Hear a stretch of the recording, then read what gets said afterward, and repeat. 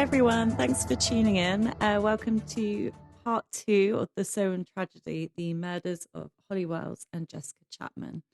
So in part 1, we looked at the circumstances surrounding the girls' disappearance, the search and backgrounds of Ian Huntley and Maxine Carr. And in today's episode, we are going to delve deeper into Huntley's involvement in the case, the trial and the aftermath. So let's return to our timeline. Huntley has just provided the police with his account of seeing the girls on the evening of the 4th of August, 2002. So from day one, Huntley was really involved in the search for the missing girls. There was an intense media coverage of the case and a constant police presence in Soham. Both the media and the police were based at Soham Village College, and so Huntley, as the caretaker, decided he was well equipped to help coordinate the search efforts and assist with setting up the daily conferences, which always took place at the school. So, in fact, on the night of the girls' disappearance, Huntley was out walking his dog around the school grounds when he bumped into a policewoman who was looking for the girls. Explaining he was the caretaker, she asked whether he could show her around the school grounds, which he did. Towards the end of the search, they reached the school hangar building, which is where the PE equipment and just things for sort of outside bits, bins and other odd bits were stored. The policewoman asked Huntley for a key to the hangar building, and he replied that he didn't have one. So as it turned out, Huntley was holding a key to this building, but he desperately didn't want people to go inside for reasons that we will look into shortly.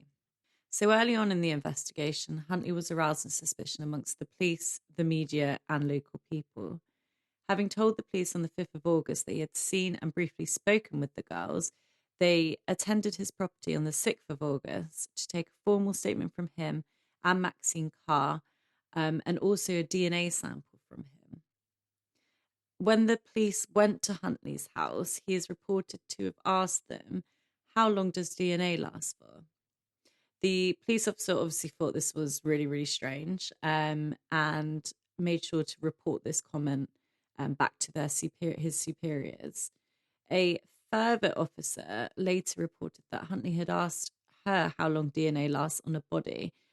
She replied to him that in theory it can last forever. They have extracted DNA from woolly mammoths and also the Tsar family. And she reported that Huntley looked incredibly stressed and upset by this response. The officers that attended Huntley's house to take his statement and his DNA sample reported noticing a lemony cleaning fluid smell and that the house was spotless, apart from the dining room, which had been completely ripped apart and all the carpets had been ripped up. Huntley told them that there had been flood damage in his property and that they were refurbishing that room. During the investigation, Huntley and Carr gave various media interviews as Huntley became a sort of unofficial spokesperson for the town of Soham. So in part 1, we saw Huntley speak with Jeremy Thompson at Sky News, which was around 11 days after the girls first went missing, which is now one of the most infamous interviews connected with this case. How do we know they were here at 6:15? Well, we have an eyewitness. Ian Huntley here is a familiar figure. Evening, Ian. You're the school caretaker.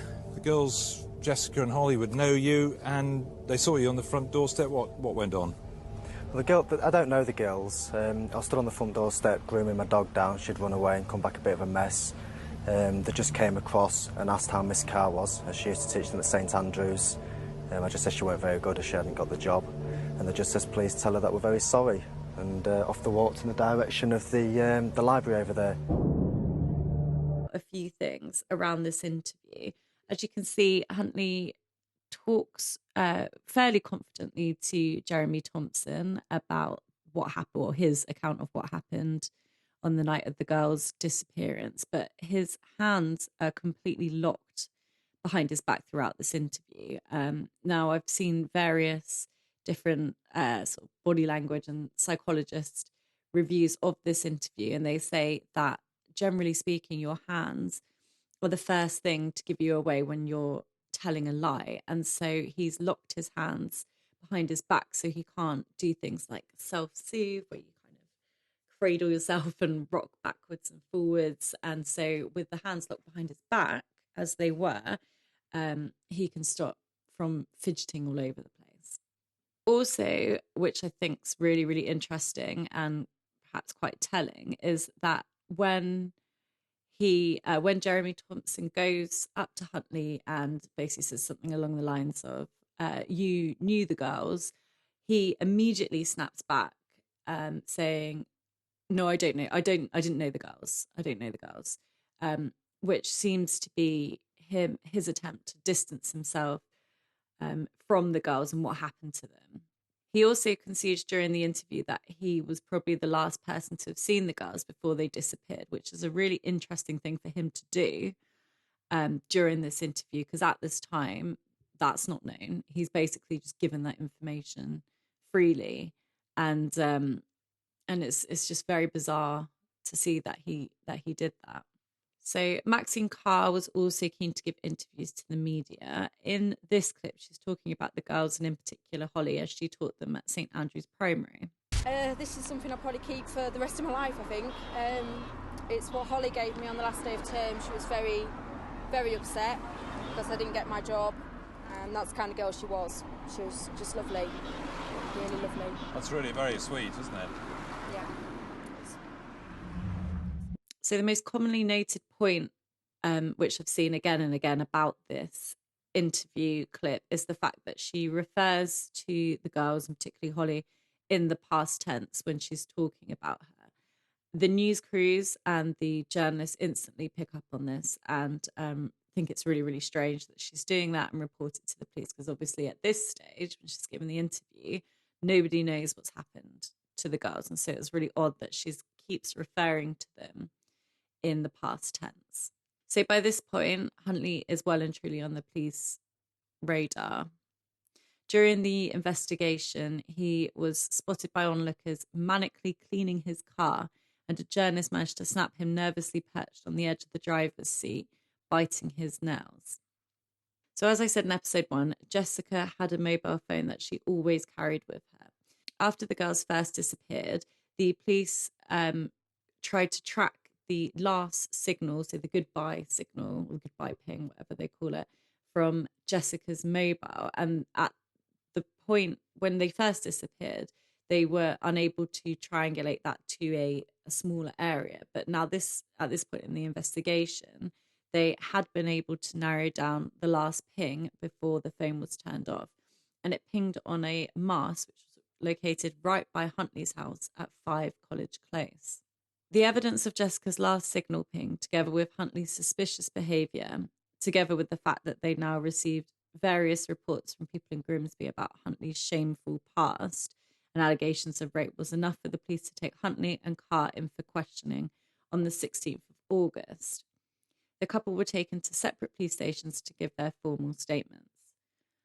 So Huntley basically just repeated the story that he'd already reported to police, so that Holly and Jessica had come to his house when he was grooming down his dog.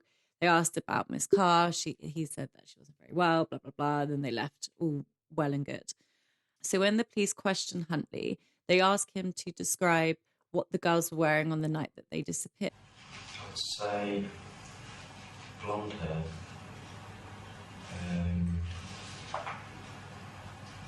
shoulder length,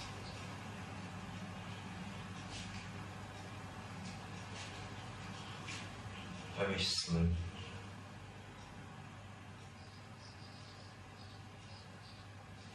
So when he's describing the girl's appearance, he pauses for what is in real time well over a minute and puts his head down in his hands and just kind of shuts down, which is really, really odd behaviour, and the police definitely pick up on this. So Carr confirmed that she was at home on the day the girls disappeared, and she was upstairs having a bath when they called round the house, and so she didn't have the opportunity to speak to them. She also says that this filled her with great regret, and she wished that she'd got out the bath or had been, there when Huntley answered the door so she could speak to them, because she felt that may have changed the course of events. She goes on in her interview to give various sort of benign details. Yeah, the full Sunday nights, Sunday Roast roast. beef, Yorkshire puddings, cauliflower, cabbage and roast potatoes and... So you prepared all that? Yeah. Ian's still in the house I cook there? the beef on the Saturday. I always cook the beef on the Saturday. Yeah. A lot of detail about this, which is generally quite a telling sign when someone isn't being 100% truthful. They discuss really benign, innocuous details in a great amount of detail. So after around 7 hours of questioning, the couple were released. Carr was to spend the night at a local Holiday Inn, whilst Huntley went to his father's house in Littleport. Something that the police had not disclosed to the pair during their question is that they'd also received reports from the people of Grimsby who had seen Carr out drinking with her mother on the night that the girls first went missing. And so the story that she told, the alibi that she provided Huntley, that she was in the bath when the girls came round, couldn't have been true. On the 16th of August 2002, the police got their first breakthrough in this case. As the police and media were based at the college, the search of the premises had not been as thorough as perhaps it should have been. When he was being questioned, the police seized Huntley's set of work keys and discovered that, contrary to his earlier lie to the policewoman that he bumped into in the college grounds, he did have a key for the hangar building. This was immediately searched, and on the morning of the 17th of August, they discovered the burnt remains of the girls' clothes in a yellow bin. There had been another bin bag placed on top to try and conceal the clothes in the bin. This vital piece of evidence was enough for the police to move on the couple. At 4:20 a.m. on the 17th of August, Huntley was arrested at his father's house, and 5 minutes later, Carr was arrested at the Holiday Inn. Both Huntley and Carr were arrested on suspicion of the murders of Holly Wells and Jessica Chapman. So on this time during questioning, Huntley takes a different approach and decides to completely shut down. He starts dribbling, he's shaking uncontrollably, he can't speak, he's just basically babbling, he can't say his own name, and is essentially coming across as someone that's having quite a serious meltdown. But for Huntley, this is a very familiar routine. If you remember, he relied on this in the past with Claire Evans when she initially wanted to break up with him. He staged some kind of fit, and she had to call the paramedics to see if he was okay. And he also pulled a similar routine when he was questioned over the rape allegation in 1998. Later, on the 17th of August, the devastating news comes through that 2 bodies have been located in a small ditch near an airbase near Lakenheath. The bodies were discovered by a local gamekeeper called Keith Pryor and 2 of his friends. Keith described a pungent stench in the area known as the Carr, which is a really, really strange coincidence that the area where 2 bodies were found is called the Carr, and something I haven't really seen referenced too much, but don't you think that's really weird? So in the days leading up to this discovery, he describes smelling this pungent stench. And so him and his friends decided to investigate the area. Finding the bodies, Keith's friend, Adrian Lawrence, cried back to his girlfriend, warning her not to come any further and to call the police immediately. He describes the bodies being barely recognisable as human, as they were so badly decomposed. As they were so small, he knew they were children, and most likely the bodies of Jessica and Holly.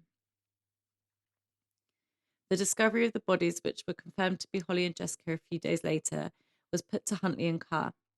Huntley continued with his Insanity Act, and the police had no choice but to section him under the Mental Health Act, and he was sent to Rampton Hospital for psychiatric assessment to determine whether he was capable of standing trial. Under the pressure of intense questioning and witness evidence to show she was lying about her whereabouts on the 4th of August, Carr finally admitted that she had lied about being home that night. She said that she had lied and provided Huntley with an alibi because he had previously been arrested on suspicion of rape, and that the whole experience had caused him to almost have a mental breakdown. Carr claimed that Huntley had called her whilst she was in Grimsby to say that the girls were missing and that they had been at their house. According to Huntley, Holly had come to the house with a nosebleed, and he invited both girls in so they could tend to Holly. He then said that both girls had left the house alive and well, and so Carr told the police she was sure that because of the previous charge, he would be blamed, and that it was her idea to concoct this alibi and protect her fiancé. During questioning, the police put it to Carr that Huntley's DNA and fingerprints were on the girls' burnt clothes, and that it was necessary for them to come up with a false alibi to protect his innocence. However, despite the unbelievable level of evidence against Huntley, Carr remained loyal and emotionally bound to him. His fingerprints have been found on the bag the clothing was in. Now, you wanted facts, and you wanted to know about the forensic side.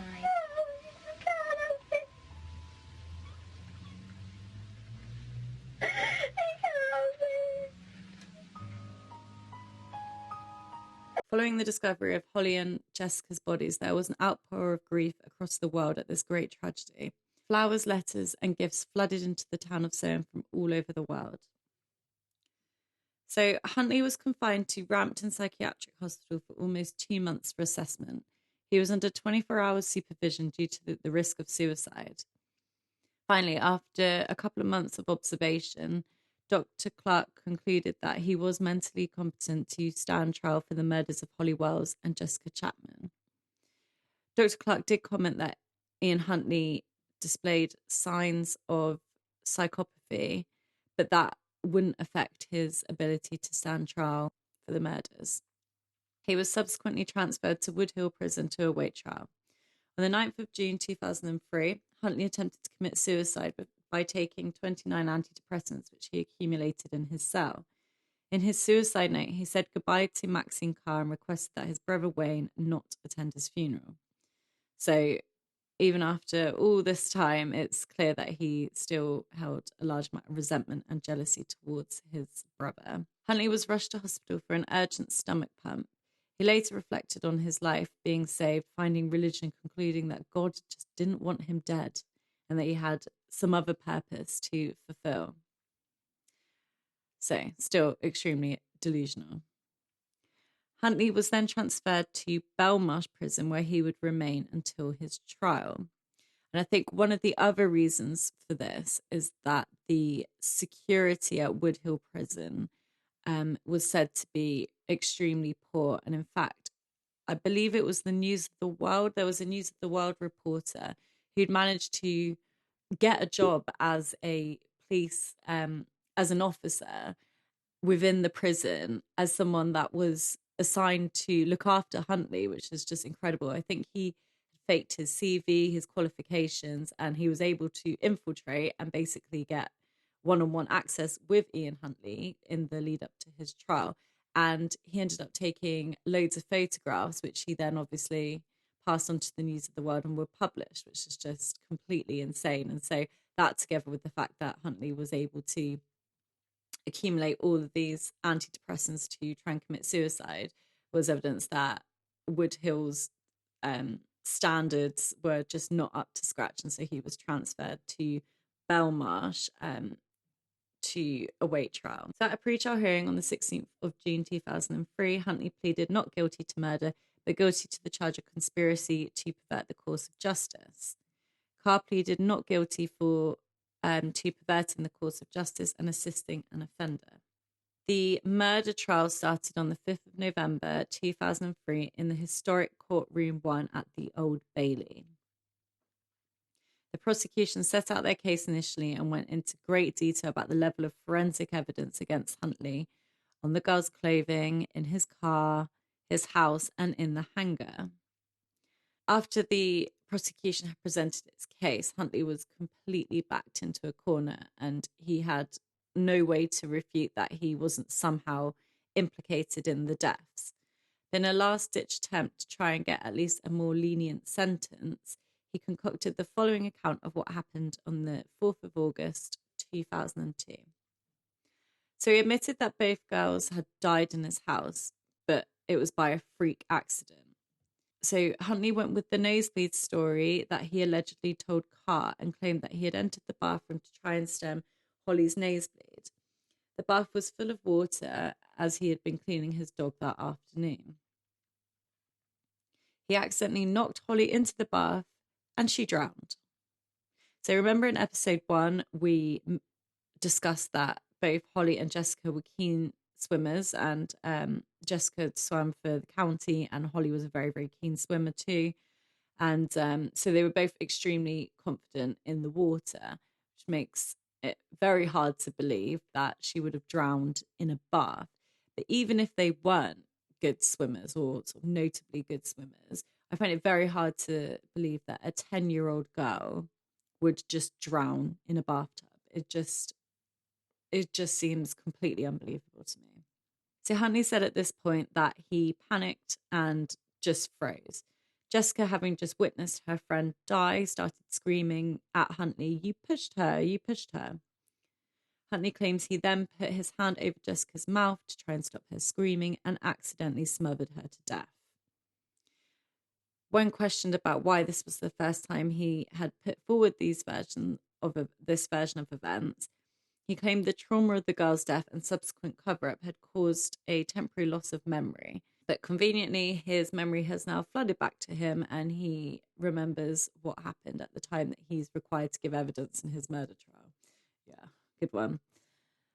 So he basically claimed that he suffered a blackout immediately after the deaths, and telling his side of the story, he tells the jury that his first memory was of him sitting on the landing by Jessica's lifeless body with a pool of his own vomit next to him.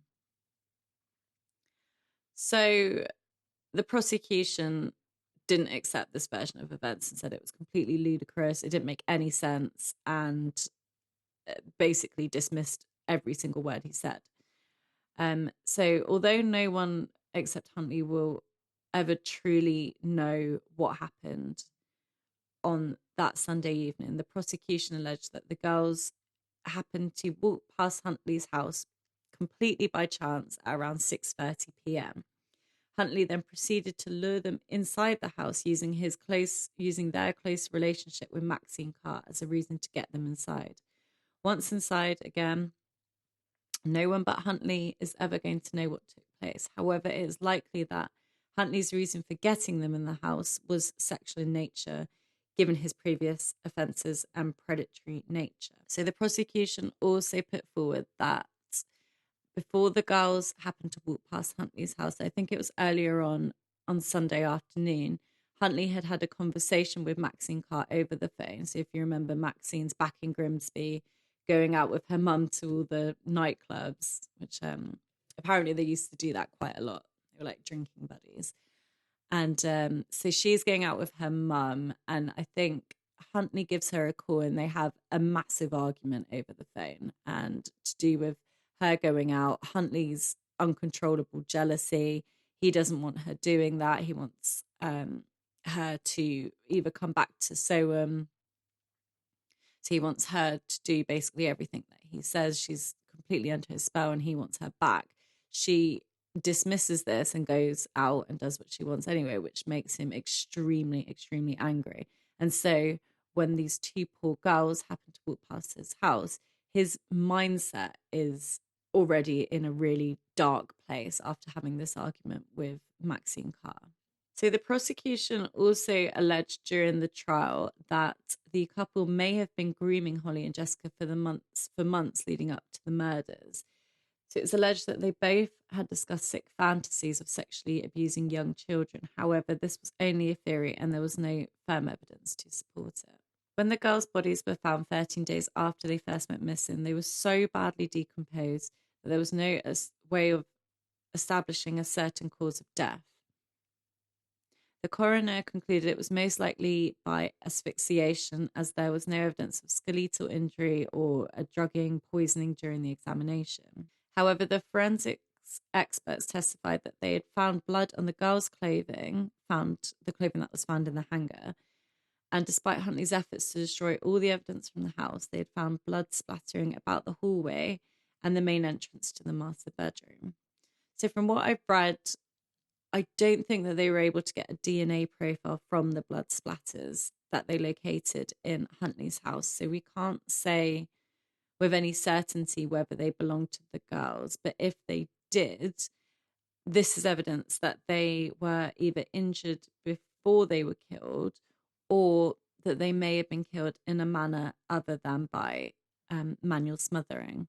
So this could also explain why Huntley, in his version of events, said that Holly had a nosebleed in case the blood was detected and matched the girl's DNA profile, and he had to explain why their blood was found in his house. The prosecution alleged that the girls were killed in the dining room very soon after they entered the house.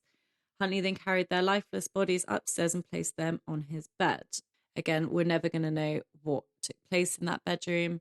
As I previously said, the girls' bodies were very badly decomposed when they were found, and so there was no way of being able to establish if a sexual assault had taken place on the girls. The prosecution go on to say that he stripped and bathed their bodies in an attempt to wash off any forensic evidence. When lowering one of the girls into the bath, he slipped and fell, which left a crack in the bathtub, and that was later seen by police when they were searching his house. He put the girls' clothes back on and loaded the bodies into the boot of his red Fiesta. So it makes absolutely no sense to me, this. I don't understand why he would remove their clothes, wash their bodies, put their clothes back on, and put them in his car. So in the prosecution said that this was his attempt to try and get rid of as much forensic evidence as possible, but obviously he's going to contaminate the bodies again when he's redressing them and putting them in his car. So it just, to me, just seems like an absolutely pointless step. So with the bodies in the back of his car, Huntley's next problem was how and where to hide the evidence of this awful crime. Huntley, in the years before the murders, had been an avid plane spotter and would often make the trip to an airbase in Lakenheath to watch the planes. His grandmother also lived in a retirement home around there, and so he knew the area very well. Huntley took off towards a location called the Carr, which was a wooded area that bordered the Lakenheath airbase. He knew about this area as he would often sneak in there to get a good view of the aircraft. Again, the fact that it's called the Carr is just such a macabre coincidence. It's just so bizarre. And I really don't ever hear anyone talking about that. I just think that's so weird and horrible.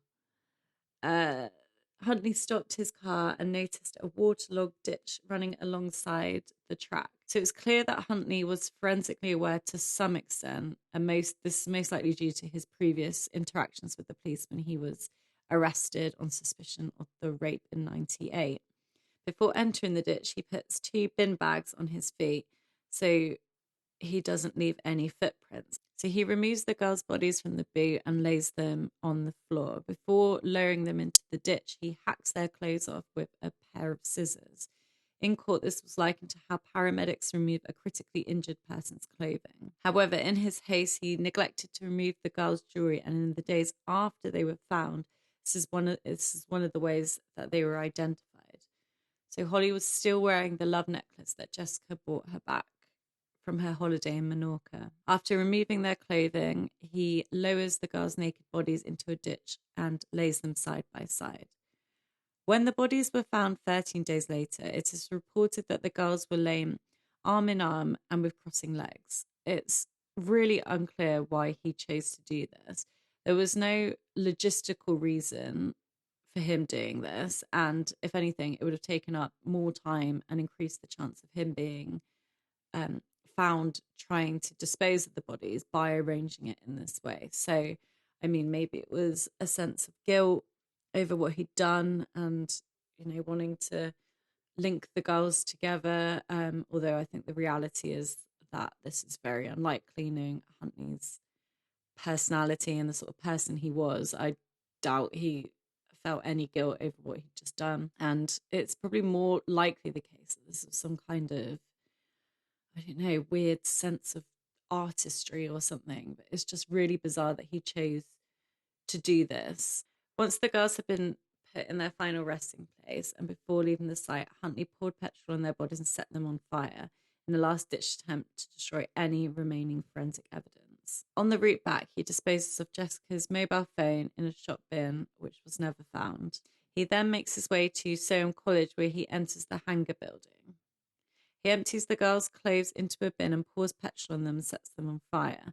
However, due to the synthetic fibres and plastic parts on the shoes and clothing, it wasn't a clean fire at all, and really thick, acrid smoke starts to fill the hangar. Panicking that someone would detect this, he puts out the fire and hides the clothes under a bin bag. Unfortunately for Huntley, due to the police and media using the college grounds as their base, he never had the opportunity to return to this and dispose of the clothes. Huntley then returned home to begin what would turn into days of a deep cleaning to try and eradicate any forensic evidence that may have been left.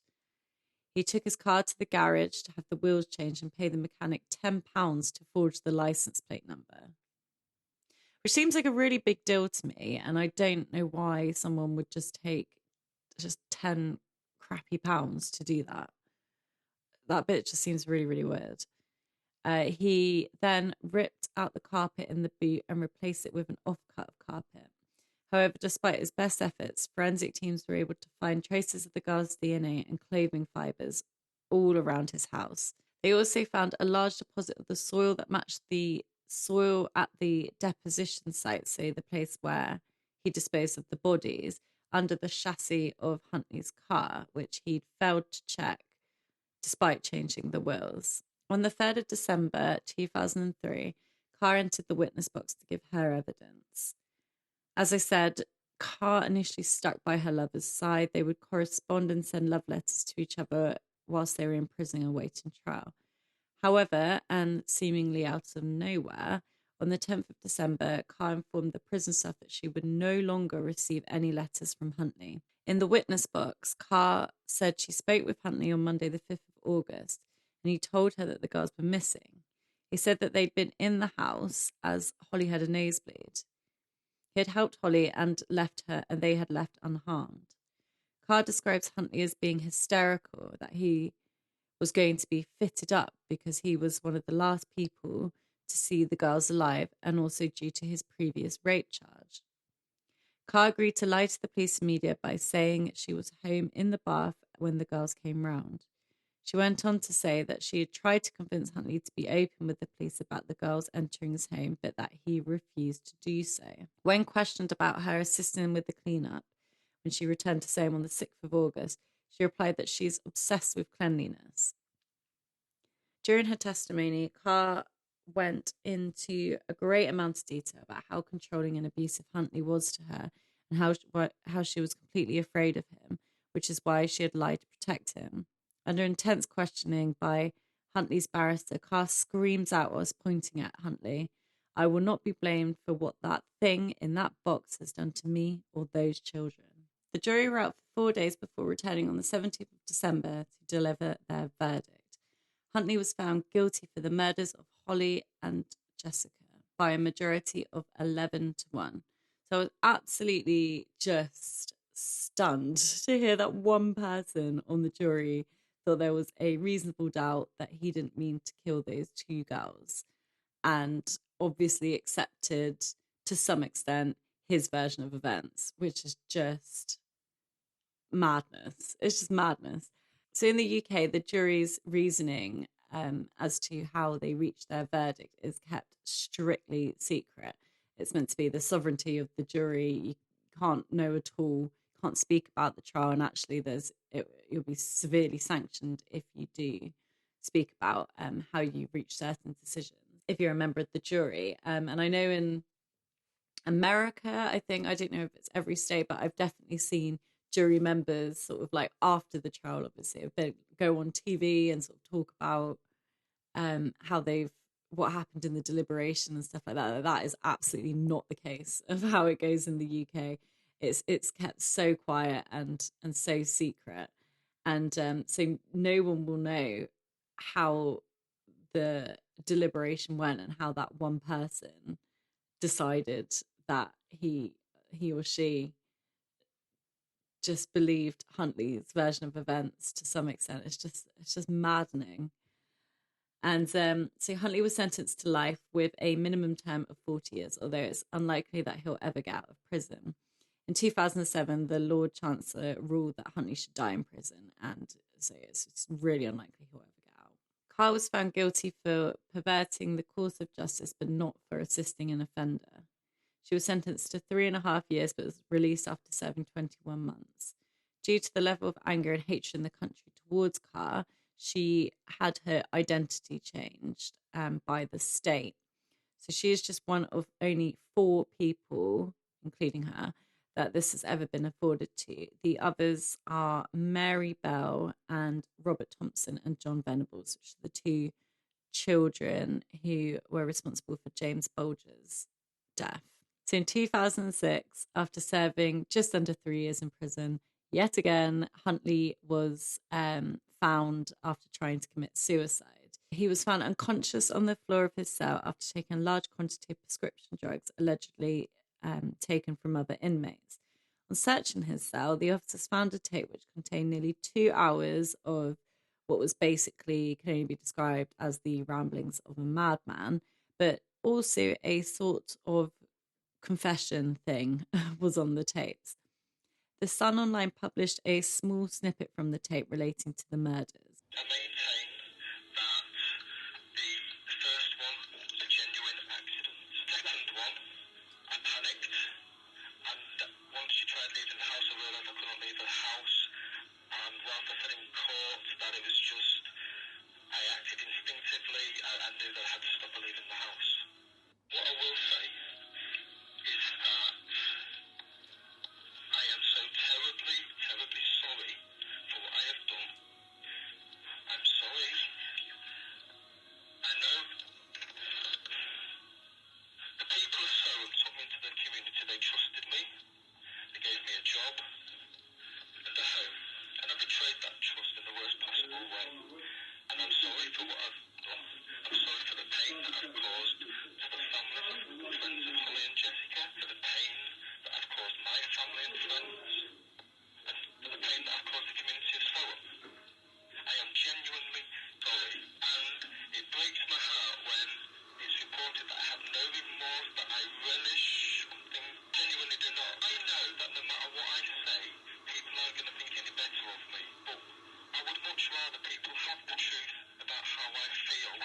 I've got nothing to gain by saying these things. I know I'm never getting out. I've accepted it. I have committed a horrendous crime and I am where I belong. I make no qualms about that. I've pasted a link in the description to this podcast where you can listen to a longer version of the tape, but I cannot find the full tape anywhere. If anyone does know if this has been released anywhere, please do let me know.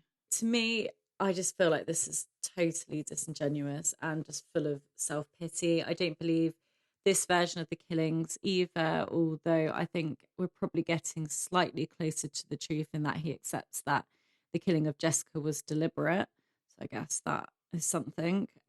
He goes on to say that he didn't want the families to go through a trial, which is why he ended up changing his plea. But he did drag them through weeks of a trial before he decided to do that, before he saw the mountain of evidence or realised the mountain of evidence against him. And also he put forward an absolutely ridiculous account that the families had to listen to as to what happened to their daughters that night. So again, it's just a load of crap. And then the rest of the tape is just basically self-satisfying rubbish, which is definitely worth listening to just to see what he goes on about, but it doesn't mean anything. He's just so full of crap. Being convicted of a high-profile child murder, Huntley was always going to be at the bottom of the pile in terms of the prison hierarchy, and he was absolutely detested inside as much as he was outside. In 2005, serial killer Mark Hobson threw boiling water over Huntley, which caused him severe burns, and he required urgent hospital treatment. In 2010, armed robber Damien Fawkes, Damien Fawkes. In 2010, armed robber Damien Fawkes tried to kill Huntley by slitting his throat. Damien used a DIY shank made by melting a razor blade onto a piece of plastic cutlery. After the attack, he said to guards, "I hope I have killed him. I've been planning it for weeks." Damien, in a further vigilante attack, strangled convicted child killer Colin Hatch with strips of bedding in 2011. After this attack on Colin Hatch, Damien is reported to have told officers that he hated sex offenders because they just do his head in. There have also been various other reports on Huntley and his life in prison. One claimed that he started to identify as a transgender woman and wanted to be called Nicola. However, this turned out to be false, although that is an interesting image.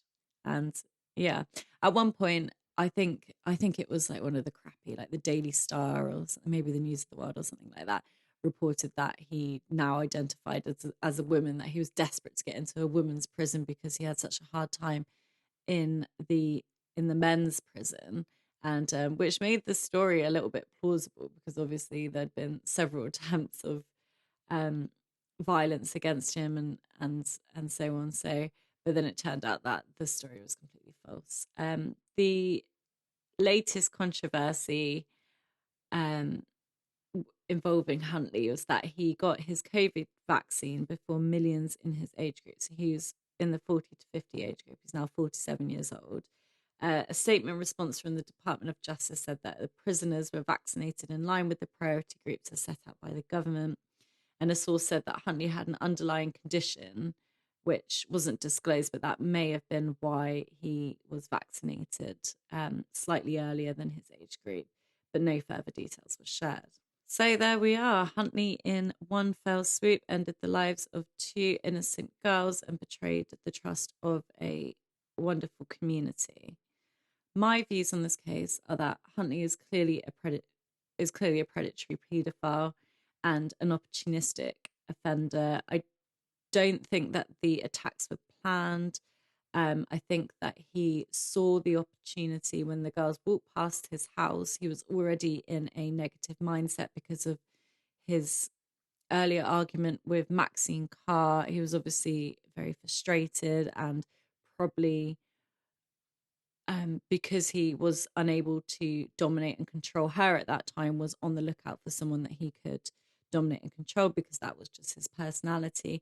And he saw the girls walking past and just saw an opportunity to pounce, to get them inside. I think it's most likely that he used their relationship with Maxine Carr, which was what the prosecution put forward. And I think that's probably very, very likely. Maybe he said that she was inside, that she wanted to speak to them, and they just relied on that and went inside with him. I think once they were inside and they realized that Maxine Carr wasn't there, or maybe they didn't realize that straight away, but they may have started to feel uneasy. And I think Huntley probably tried to make a move on them because I think his motive was predatory and paedophilic. And either both of the girls probably started to scream or cause quite a commotion, and this most likely really panicked him, and he would try to do anything he could to silence them. I don't think that the account that the prosecution put forward, that there was a potential grooming, I don't think, or that there was some kind of plan between him and Carr to lure the girls into the house. I don't think that was true, and there was no evidence of that taking place in any event. I completely agree with Dr. Clark's assessment that Huntley is most likely a psychopath and that he has psychopathic tendencies. I'm actually really, really interested in what characteristics make someone more likely to be a psychopath. One of my favourite books is by an author called John Ronson and is called The Psychopath Test. Highly recommend it. It's a fantastic book. So if you haven't read it, read it. It's amazing. And in that book is a checklist which is put together by a psychologist or a psychiatrist, I'm not sure which one, called Dr. Hare. And this is to determine how patients score on a test for psychopathy. So I've included a link to the checklist if you want to look at what points are included. And I've selected a few of the points to assess Huntley on. So the person is a pathological liar. Huntley was a complete liar and a complete fantasist. He would regularly invent wild stories to improve his own image. As we looked at in episode 1, he obviously didn't think much of his life and career, and so he would come up with wild fantasies of him being a pilot in the RAF and all the all different things like that to try and improve his image in other people's eyes, because he was really bothered about what people thought of him. Cunning or manipulative. Huntley was extremely manipulative, particularly in relation to vulnerable people. He was really manipulative with Maxine Carr and would often seek out people that were more vulnerable so that he could manipulate them. So that one definitely applies. A history of early behavioural problems. So as we previously looked at, as a child and a young teenager, Huntley would torture and kill animals. A failure to accept responsibility for own actions. Huntley refused to admit and take responsibility for his part in the girl's death until he was completely backed into a corner during the trial. Even then, he invented his own version of events, which would put him in the best possible position. Thankfully, this obviously failed miserably because it was just absolute crap. So moving on to the final big question. Did Maxine Carr know about the murders? When I look at the evidence in this case, it's almost really hard to say that she had absolutely no clue. She helped Huntley to clean the house in the days after the girl's disappearance. When she came home from Grimsby, parts of the house had been ripped up in the dining room. All the carpets had been completely ripped up. The sheets from their bedroom were in the washing machine. The carpet in the red Fiesta had been replaced with an old off-cut piece of carpet. And there was even a witness who testified seeing Huntley picking Carr up from Grimsby to take her back to Soham on the 6th of August, who said they saw Huntley and Carr both standing at the open boot of the red Fiesta, and Carr was crying and they were both just staring into the boot. So was this because she knew what had taken place just a few days earlier? Having said all of that, could you believe that the person you love, your fiance, the person particularly in Carr's case that had such an unbelievable control over her, could you believe that that person was capable of killing 2 innocent children? So obviously Huntley was no angel, which she knew. She was aware of his past and the allegations of rape and sexual assault against him. But could she ever think he was capable of committing such a terrible crime? My personal view is that I don't think she knew, and I think that she believed the story that he told her about Holly having a nosebleed and coming into the house.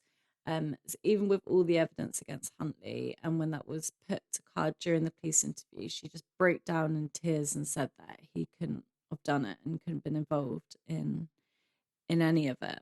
There is a part of me, looking back, that has quite a lot of sympathy for Maxine Carr, which I understand is unlikely to be a very popular opinion, considering that she provided Huntley with a false alibi and helped him to evade justice for maybe that bit longer. But I do think that she was a very manipulated and vulnerable young woman, and I do think she was completely under his control, and under the control of a really powerful figure. Well, from her perspective, anyway, she was obviously an extremely vulnerable young woman. She had eating disorders. She had a wealth of, issues when she was growing up, and it was likely that she probably had quite a few mental health issues that haven't been released and were never diagnosed. on top of the eating disorders. So she was obviously extremely vulnerable. She was described as being very, very childlike by everyone that she knew. And in fact, the reason that she was so popular at St Andrew's Primary School, the other teacher said it's because she was basically on the same level as the kids there. So she just acted like a really young child, and that was just her personality. I just think there's so much evidence to prove that Huntley was really abusive towards her. And I do genuinely believe that she didn't think that he had committed the murders. However, her lying to the police and the media for so long may have meant that the poor parents had to have gone through the pain of the investigation and not knowing what happened to their children perhaps longer than they needed to. But even if she did come forward at an earlier stage, or maybe not have provided the alibi at all, it's likely that Huntley would have still shut down when he was arrested, as he had done, previous times before in his life. And it's extremely unlikely that he would have admitted to the murders and told the police where the bodies were. So it may not have made any difference, but I don't know. I just think at the time she was just so detested for her part in this case. And I think if this were to happen again, or if this were to happen now, I think people would perhaps have a different image of her, and I don't think she would have been detested in the same way. And I think perhaps people would have seen that she was in some ways a victim in this case as well. And I mean, this is probably going to be a really unpopular opinion, so please feel free to completely disagree with me. It's just my view, and I just think that I do think she was very scared of him, and I do think she was really manipulated by him. But if you completely disagree, let me know. So anyway, that's it from me today. I really hope that you enjoyed the first episode of this brand new true crime podcast, and please do contact me with any questions or feedback that you may have.